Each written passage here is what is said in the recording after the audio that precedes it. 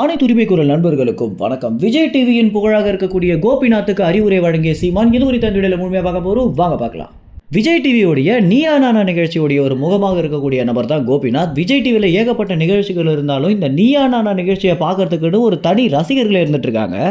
ஆரம்பத்தில் வெறும் குடும்பங்களை மட்டுமே கவரக்கூடிய ஒரு இடத்துல இருந்தது தான் நீயா நானா நிகழ்ச்சி. அதற்கு பிறகு இளைஞர்களையும் நம்ம கவரணும் அப்படின்ற நோக்கத்தில் விஜய் டிவி பார்த்தீங்கன்னா இளைஞர்களுக்கு ஏற்ற மாதிரி காதல், நட்பு இந்த மாதிரியான விஷயங்களை முன்னெடுத்ததற்கு பிறகு தற்போது நீயா நானா நிகழ்ச்சி பார்த்தீங்கன்னா விஜய் டிவியில் இருக்கக்கூடிய பிக் பாஸ் நிகழ்ச்சியை மிஞ்சுற அளவுக்கு டிஆர்பியில் ஒரு மிகப்பெரிய இடத்தை பிடிச்சிருக்கு. இதோடைய ஒரு தொகுப்பாளராக இருக்கக்கூடிய கோபிநாத் பார்த்தீங்கன்னா கேட்கக்கூடிய கேள்விகளும் சரி, அதற்கு கொடுக்கக்கூடிய விளக்கங்களும் சரி, யாராவது அவதூறான ஒரு விளக்கத்தை முன் வச்சா அதற்கு ஒரு தீர்க்கமான முடிவு தரத்திலிருந்து எல்லா வகையிலுமே இந்த நிகழ்ச்சியை ரொம்ப சிறப்பாக நடத்திட்டு இருக்காரு அப்படின்றத சொல்லி ஆகணும். இந்த நிகழ்ச்சியை பார்த்து தான் ஜீ தமிழில் இருக்கக்கூடிய தமிழா அதற்கு பிறகு ஏகப்பட்ட யூடியூப் சேனல்களும் இந்த மாதிரியான விவாதங்களை நடத்திட்டு வந்துட்டு இருக்காங்க. இருந்தாலும் இதில் நம்பர் ஒன்னாக இருக்கக்கூடிய நீயானா நிகழ்ச்சியுடைய தொகுப்பாளரான கோபிநாத் பார்த்தீங்கன்னா அடுத்து என்ன கேள்வியை கேட்கலாம் அப்படின்றத ஒரு சில வாட்டி சீமானை கேட்டு முடிவெடுத்திருக்காரு அப்படின்றது தற்போது தெரிய வந்திருக்கு.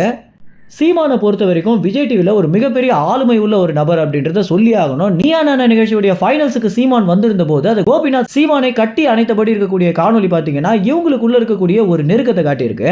வெறும் அரசியலில் மட்டும் இல்லாமல் திரைத்துறையிலையும் தொலைக்காட்சிகள்லையும் சீமானுக்கு இருக்கக்கூடிய ஆதரவு அப்படின்றது அதிகம் அப்படின்றத ஒத்துக்கிட்டே ஆகணும்.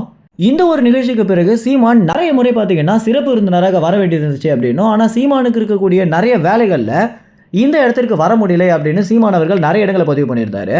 இப்போ நம்ம யாருமே நம்ப முடியாத ஒரு விஷயத்தை தான் பார்த்தீங்கன்னா கோபிநாத் அவர்கள் சொல்லியிருந்தாரு. அது என்ன அப்படின்னா, நானே பல முறை அந்த சீமான் அவர்களிடத்துல அலைபேசி மூலம் அழைப்பு கொண்டு என்ன தலைப்புல கேள்வி கேட்கலாம் அப்படின்னு ஒரு அறிவுரையாகவே கேட்டிருக்கேன் அப்படின்றத கோபிநாத்தே பார்த்தீங்கன்னா அவருடைய ஒரு யூடியூப் சேனல்ல சொல்லியிருந்தாரு.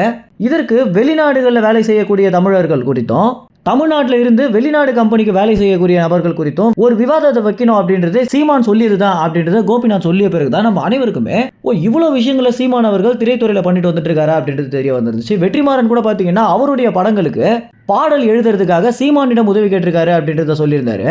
அரசியல்ல இருந்துகிட்டே திரைத்துறையில இந்த அளவுக்கு வேலைகள் செய்யறாரா சீமான் அப்படின்னு நம்ம அனைவருமே ஆச்சரியத்துக்குள்ளாகுது அப்படின்னு தான் சொல்லி ஆகணும். மேலும் இந்த ஒரு தகவல் குறித்து என்ன நினைக்கிறீங்க அப்படின்றது உங்க கமெண்ட்ஸ்ல தெரிவிங்க. நன்றி, வணக்கம்.